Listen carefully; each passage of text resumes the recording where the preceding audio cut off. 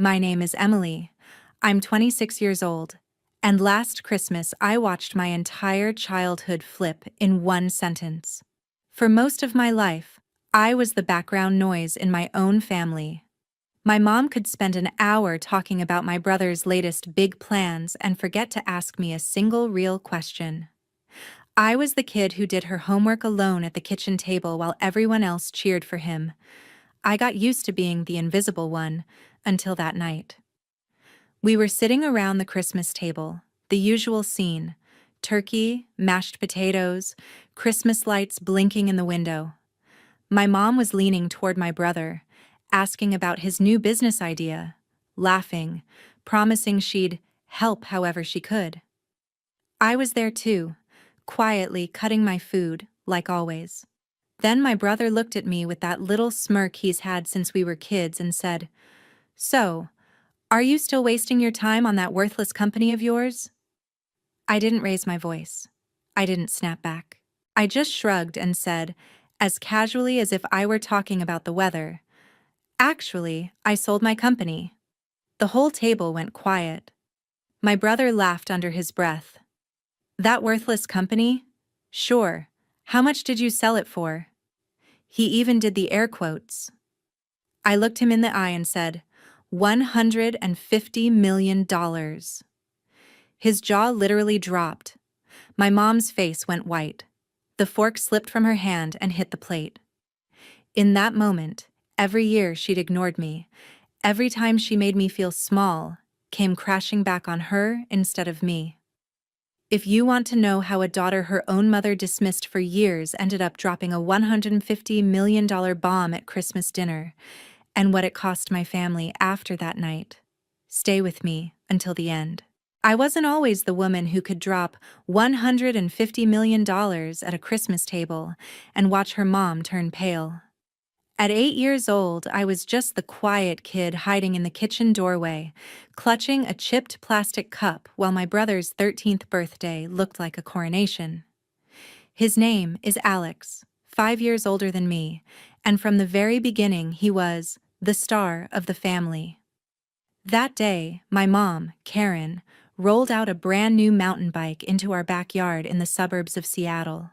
It gleamed in the sun, neighbors clapped, kids cheered, someone yelled that Alex was going to go far in life. My mom hugged him so tight it looked like she was afraid someone might take him away, whispering how proud she was of him. I stood a few feet back in an old thrift store t-shirt, and no one even asked if I wanted to be in the pictures. For Alex's birthdays, there were balloons, outdoor parties, 3-layer cakes, and sometimes entire weekends built around him. For mine, there was usually a cheap cake from Costco, a couple of candles, and my mom half apologizing because she was so busy. One year, Alex got a Disneyland trip as a graduation present. I got a card from the drugstore and some cash in an envelope left on the kitchen counter. When Alex hit school age, my mom fought like crazy to get him into an expensive private school. He had crisp uniforms, brand new sneakers, soccer practice, piano lessons, summer camps that cost more than our car. I went to the local public school with peeling paint and outdated textbooks. When I asked why things were so different, my mom would pat my shoulder and say, "Alex needs special stimulation. He's really smart. He has so much potential." "You're fine, Emily. You'll be fine." It sounded like a compliment at first, but "you'll be fine" slowly turned into, "we don't have to try for you." My dad worked long hours at a bank and was barely home for dinner. Even when he was, he mostly let my mom make every decision: schools, activities, money. There was this invisible hierarchy in our house: Alex at the center, my mom orbiting around him, my dad off on the sidelines, and me somewhere on the edge as long as I wasn't causing trouble. By 12 or 13, I stopped asking for things. I stopped asking why Alex got the new phone, the new laptop, the extra tutoring, and I didn't. I stopped running into the living room with my A+ tests, because every time I did, my mom was on the phone with one of Alex's teachers or driving him to practice. If I needed extra books, she'd sigh and ask if I really needed them. For Alex, the answer was always yes. For me, it was always maybe later. So I learned to do things myself. I started watching YouTube videos to teach myself how to cook basic meals because I didn't want to ask for takeout money. In middle school, I picked up a dishwashing shift at a nearby coffee shop, saving every tip in a jar in my closet. That jar eventually became my first used laptop. I began noticing every small slight and filed it away, not just to hurt about it, but like a list of reasons to never, ever depend on them. At the dinner table, the conversation was always about Alex, his soccer game, his SAT scores, the colleges he might get into. I was there, but I was never the story. I was the extra chair. Somewhere in those years, something in me quietly shifted. I stopped trying to get my mom to see me and started planning a life that wouldn't require her to. I didn't know it yet, but all those nights being the invisible kid in the corner were doing something important. They were turning into fuel. Fuel for an idea, for a company, and eventually for that Christmas night when my mom would finally be forced to look straight at the daughter she'd spent decades ignoring. College was supposed to be my clean break, my chance to finally step out of the background. I got into the University of Washington in Seattle with a partial scholarship for computer science. When the email came in, I sat on the edge of my bed and read it 3 times just to make sure I wasn't imagining it. My mom glanced at the screen, smiled, and said, "That's great, honey," before asking if I could help her proofread an email to one of Alex's teachers. A week later, Alex got into Stanford, and it was like the Super Bowl had come to our living room. There was a party, relatives over, champagne, a banner. My mom cried and told everyone her son was going to change the world. When I left for UW, she hugged me at the curb, said she was proud of me, and drove off because she was running late. When Alex left for Stanford, she flew down with him, helped decorate his dorm room, and posted a whole album of photos on Facebook. My move-in day was a couple of suitcases and a used comforter I'd bought with my own money. I lived in a cramped apartment near campus with 2 roommates, the kind of place where you could hear someone sneeze in the next building. My scholarship covered part of tuition, but not everything. To survive, I picked up a part-time job at a Starbucks a few blocks from campus. I'd wake up at 4:30 a.m., throw on my green apron, and spend the morning spelling people's names wrong on cups, then rush to algorithms or data structures lectures with coffee stains on my sleeves. Between classes, I'd sit in the library with my beat-up used laptop, watching free coding videos on YouTube and Coursera because the official textbooks were too expensive. While everyone else joined clubs and went to parties, I was learning how to build basic apps. I didn't feel sorry for myself. Honestly, it felt kind of good, like I was slowly building something that was mine. The idea that changed everything started in the most boring way possible. People complaining. My friends were constantly exhausted. They'd pull all-nighters, eat trash from vending machines, skip the gym for weeks, then crash and wonder why they felt like zombies. My roommate would say, "I wish something would just tell me when to get off my ass and drink water." One afternoon, sitting at a sticky cafe table between shifts, it hit me. What if there was one simple app that helped people keep track of the basics? What they ate, how they moved, how they slept, and actually nudge them to do better, without being annoying or complicated. I started sketching screens in a cheap notebook. Little graphs for sleep, color-coded bars for workouts, reminders that looked more like friendly texts than alarms. I called it Health Track, mostly because every other name I thought of sounded stupid and the domain for that one was still available. I'd come home from my night lab, make instant noodles, and code until 2 in the morning. The first version was rough, but it worked.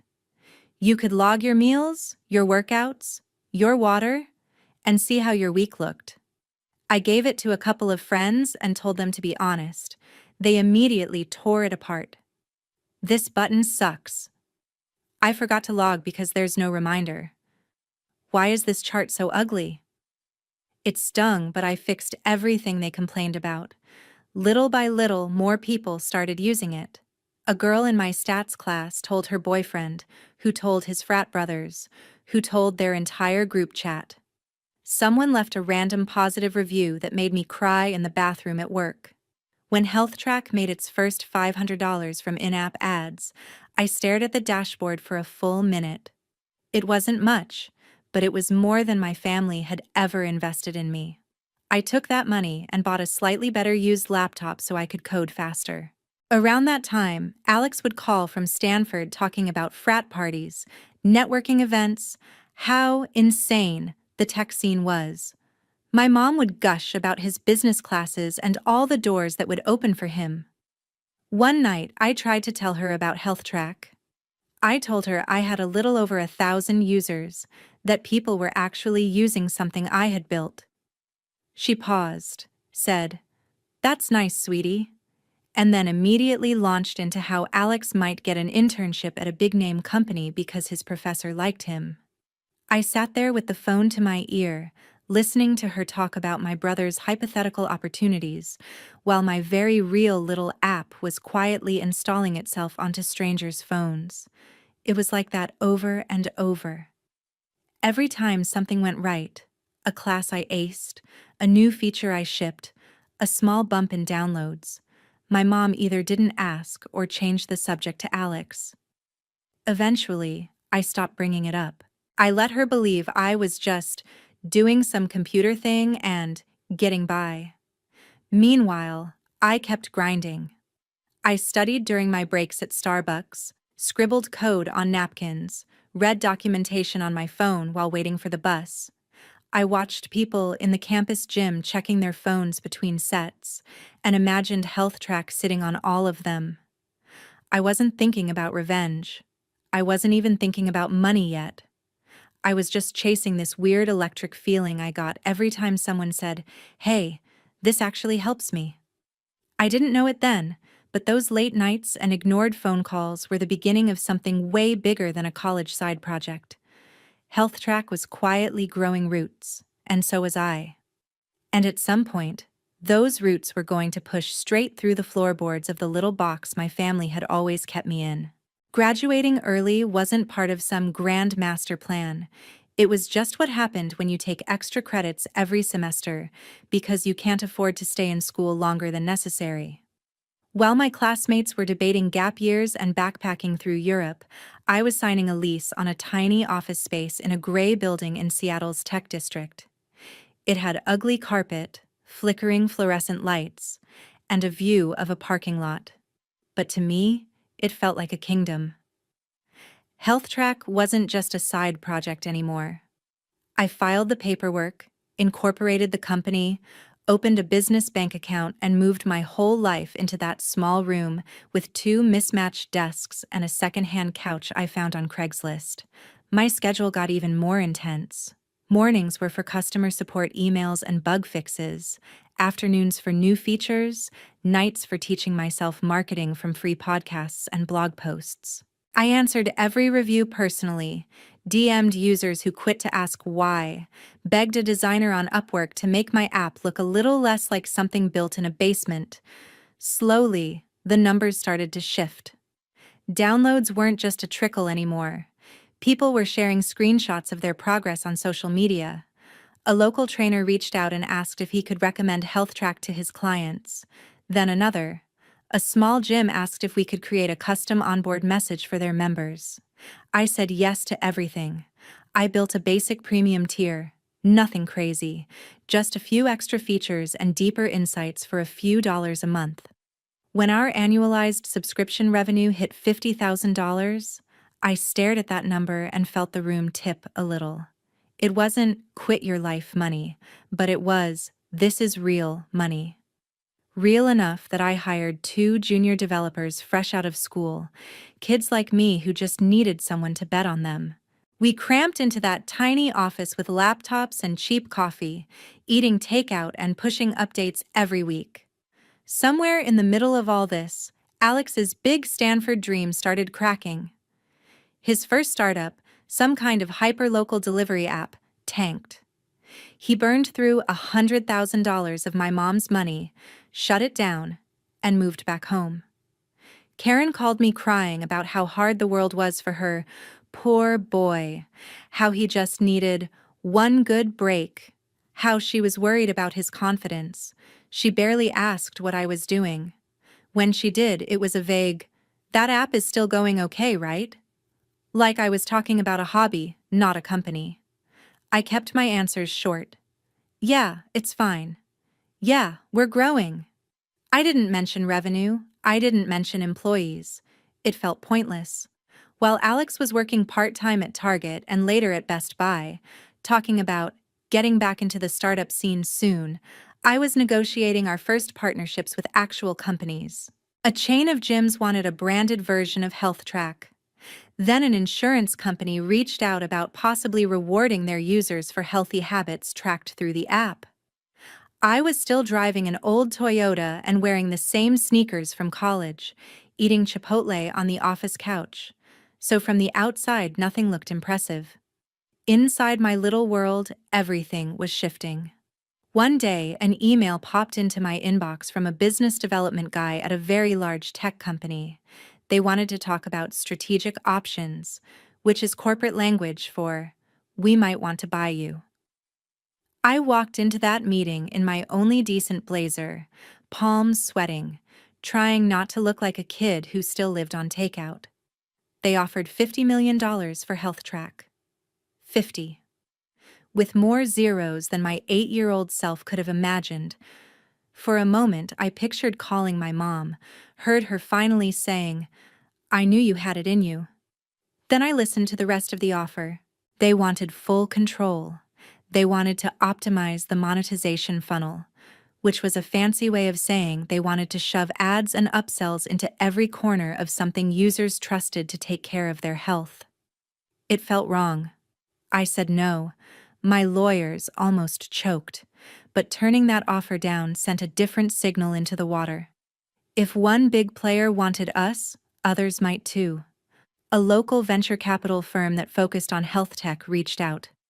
They didn't want to buy, they wanted to invest and help us scale. I negotiated hard and took $8 million, enough to grow, but not enough to lose control. We opened a second office in Portland, hired more engineers, expanded our mental health tools. HealthTrack integrated deeply with Apple Health, Fitbit, all the big wearables. We crossed 1 million active users. Annual revenue climbed into 8 figures.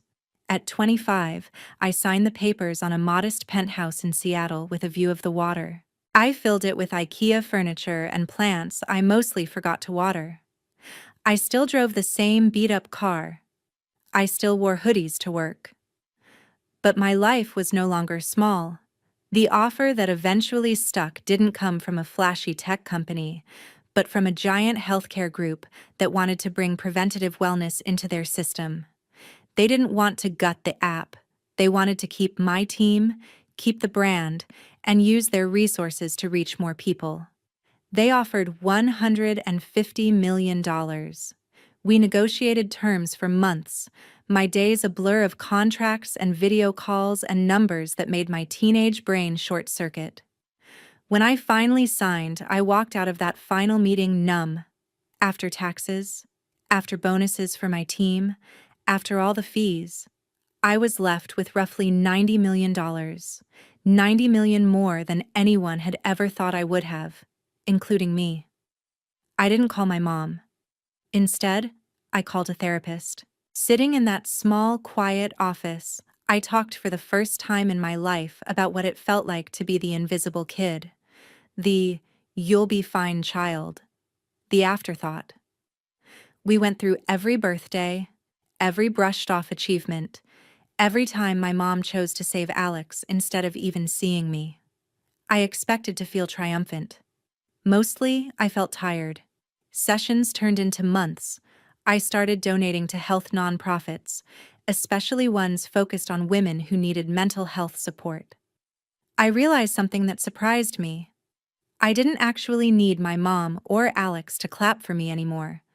Their opinion had stopped mattering somewhere along the way. What I did need, though, was closure.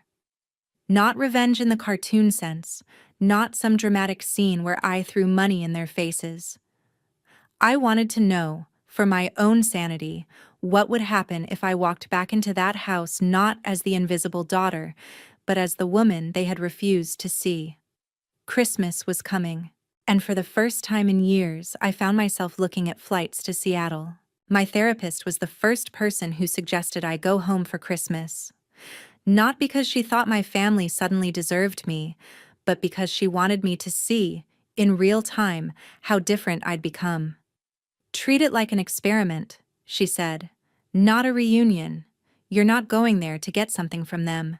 You're going there to observe.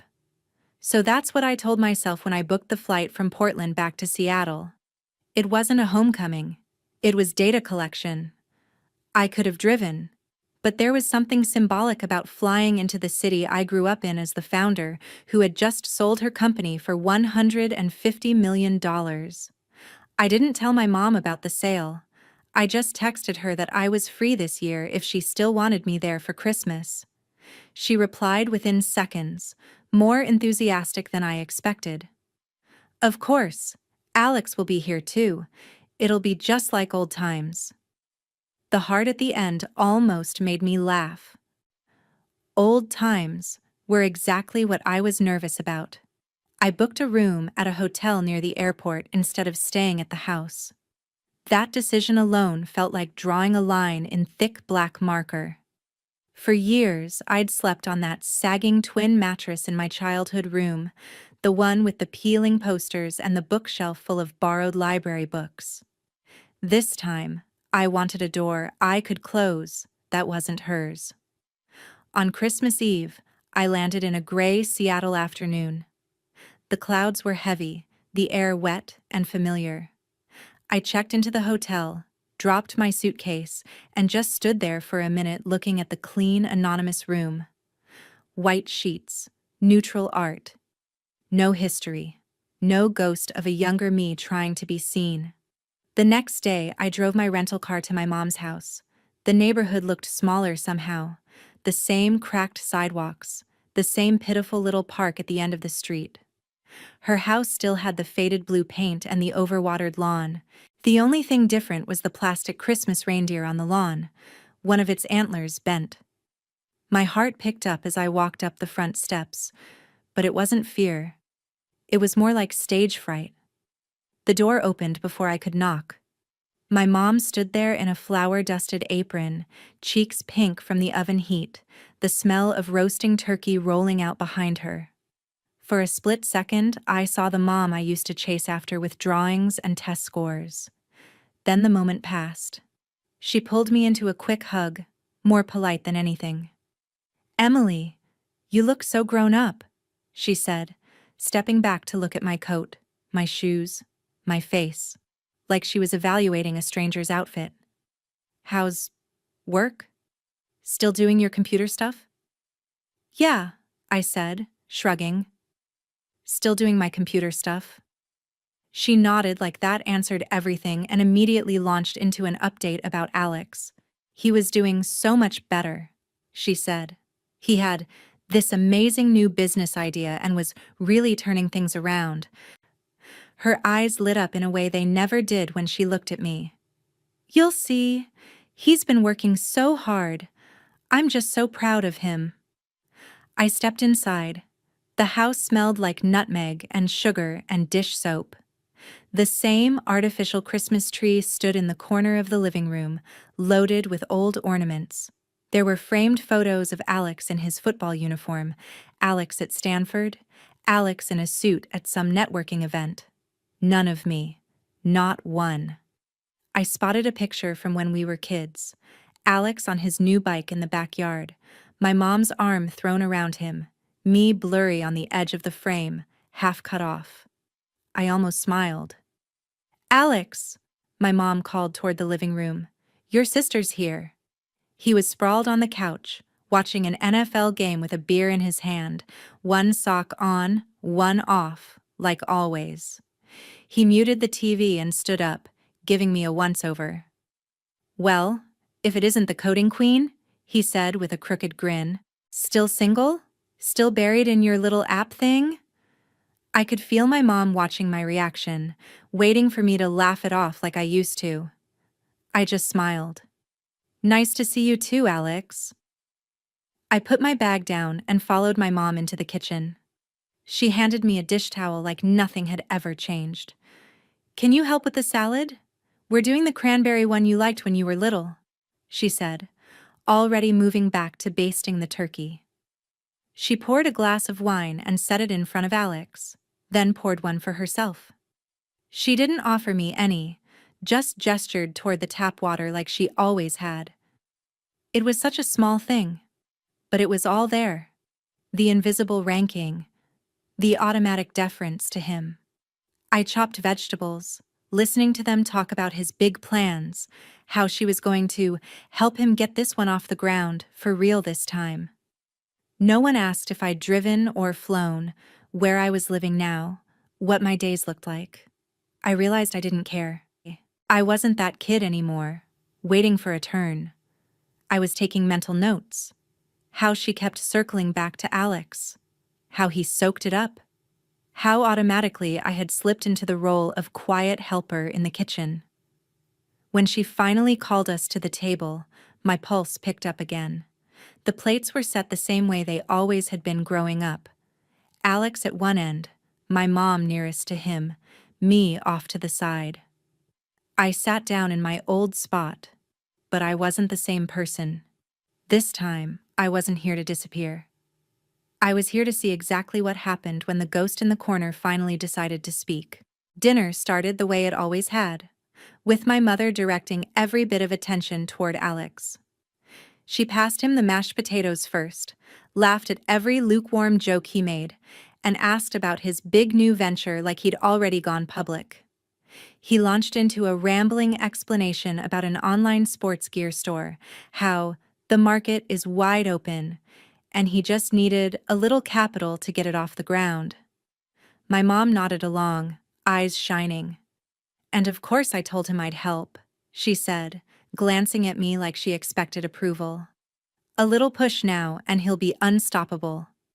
I took a sip of water and kept my face neutral. The conversation rolled right past me. They bounced from his business idea to his workout routine, to some story about a guy he knew who almost got signed to the NFL. I could have been a piece of furniture for all they noticed. When my mom finally turned to me, it was with the same half-interested tone she used with telemarketers. "So, Emily," she said, cutting into her turkey, "you're still doing your computer job, right? Working on that app?" I set my fork down, feeling the weight of the moment float just out of reach. I could have said everything right then. Instead, I shrugged. "Yeah, still working on it." She smiled, relieved she didn't have to follow up. "As long as you're managing to pay your bills, that's what matters," she said, like I was a teenager babysitting for gas money. Alex smirked, swirling his wine. "Come on, Mom," he said. "You know Emily, she's fine. She's got her little project." His eyes flicked to me, and I saw it. The same condescending glint he'd had since we were kids. "Still wasting your time on that worthless company?" There it was, the word from the hook I'd been carrying around in my chest for months. Worthless. I didn't flinch. I didn't roll my eyes or snap back. I just looked at him and said casually, "Actually, I sold my company." The room went quiet so fast I could hear the hum of the fridge in the next room. My mom froze with her fork halfway to her mouth. Alex let out a short laugh. "What?" he said. "You sold it?" He did the air quotes again, the way he had when we were kids talking about my little coding thing. "To who?" "A healthcare group," I said. "They bought HealthTrack." Saying the name out loud in that house for the first time felt strange, like introducing a stranger to a family that had pretended you didn't exist. Alex snorted. Okay, so what? You got what? A couple $100,000? Enough to move out of your little shoebox apartment? His face was bright red now, half from the wine, half from the idea that I might have actually done something real without him. How much did you sell it for exactly? My mom was staring at me, eyes wide. Yes, she said softly. How much? I met his eyes and saw the challenge there, the assumption that he was still above me, no matter what I said. I let a beat of silence stretch out until I could feel the tension buzzing in the air. Then I said, clear and steady, $150 million. His jaw literally dropped. It wasn't just a saying. His mouth actually fell open, like his brain had disconnected from his body. The fork slipped from my mom's hand and clattered against her plate.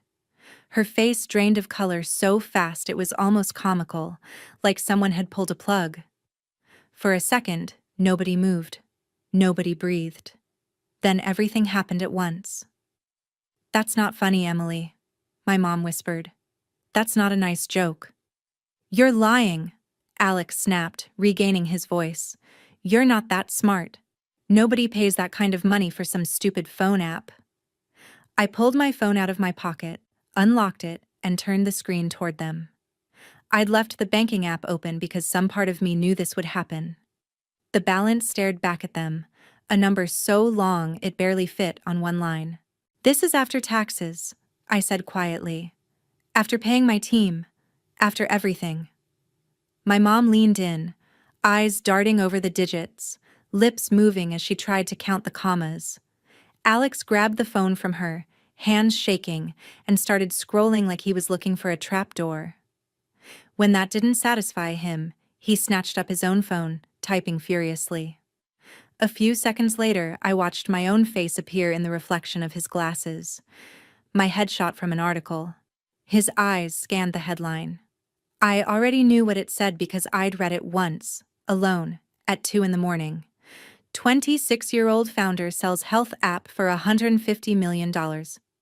There it was, in black and white. He scrolled, and I heard him mutter phrases under his breath. Under 30, fastest growing, mental health features. He stopped reading and looked up at me like he was seeing a stranger. My mom's eyes were wet now. Why didn't you tell us? She asked, voice shaking. How could you keep something like that from your own family? I let out a short breath that was almost a laugh. You mean the way you kept everything for Alex? I said. The private school? The trips? The $100,000 you gave him for a startup that failed? The way you forgot my birthdays or tossed me a grocery store cake while you flew down to move him into Stanford? Her mouth opened and closed, but no sound came out. That's not fair, she finally managed. We did our best. We supported you. We always— No, Mom, I cut in, my voice sharper than I intended. You supported him. You invested in him. You built your whole life around him.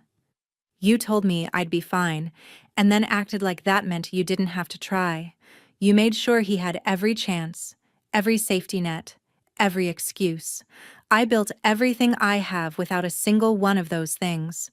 You don't get to play the victim now because your invisible child turned out to be the one who actually did something. Alex slammed his fist on the table, making the glasses jump. So what? You think you're better than us now? He shouted. You think money makes you special? You're still the same weird little sister who ate lunch alone and hid in her room. You just got lucky. I stood up slowly, napkin falling from my lap onto the floor. My hands were steady. My heart was not racing. It felt strangely calm, like this scene had been rehearsed 1,000 times in my head, and I was just hitting my marks. Luck didn't write a single line of code, I said. Luck didn't answer customer emails at 3 a.m. or refuse a $50 million offer because it wasn't right. Luck didn't fix your messes, Alex. Mom did. Over and over. I looked at her, really looked at her. She looked small, defeated, like the foundation she'd built her world on had just cracked straight down the middle. "You gambled everything on the wrong child," I said softly. "And now you're just angry that the one you ignored learned how to win without you." My mom reached out like she was going to grab my wrist. "Emily, wait. We can talk about this. Maybe you could help Alex. Invest. We're family. We should stick together." There it was. Not, "I'm sorry." Not, "I was wrong." Just, "Help Alex." The hierarchy she'd built was so deep in her bones, she didn't even hear herself. I picked up my phone and slid it into my pocket. "I did stick together," I said. "For years. You just never noticed." I pushed my chair back from the table. The Christmas lights blinked lazily in the window behind them, reflecting off their stunned faces. "Enjoy dinner?" I added. "Merry Christmas." And then I walked out of the house I grew up in, leaving my mother pale, my brother speechless, and 20+ years of being invisible sitting at that table behind me. The fallout from that Christmas dinner didn't happen all at once. It was more like a slow-motion collapse. I went back to my hotel that night, kicked off my shoes, and sat on the bed in the dark, staring at the city lights through the window. I half expected my phone to explode immediately. It didn't. The first wave hit the next morning.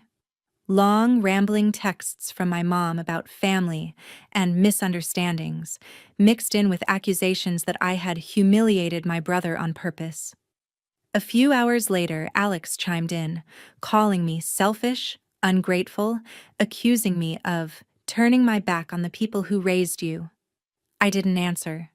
2 days after that, a letter showed up from a lawyer representing both of them, demanding $3 million as compensation for the years of support, housing, food, and education they had provided. Reading it was like watching someone put a price tag on a childhood they barely showed up for. I handed it to my own attorney, who wrote back in language much colder than I ever could have. He politely declined, then attached a detailed breakdown of my parents' financial records my accountant had pulled together. Every tuition payment for Alex, every check for his failed startup, every major expense with his name on it, and a big fat zero next to mine. At the end, he added that if they pursued their claim, we'd have no choice but to make those records part of the public record. The next message I got was short and frantic. "We're dropping it. Let's just forget lawyers." There was no apology, just retreat.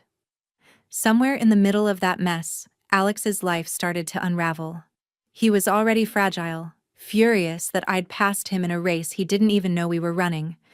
He drank more, showed up late to his job at Best Buy, snapped at a customer who recorded the whole meltdown on their phone.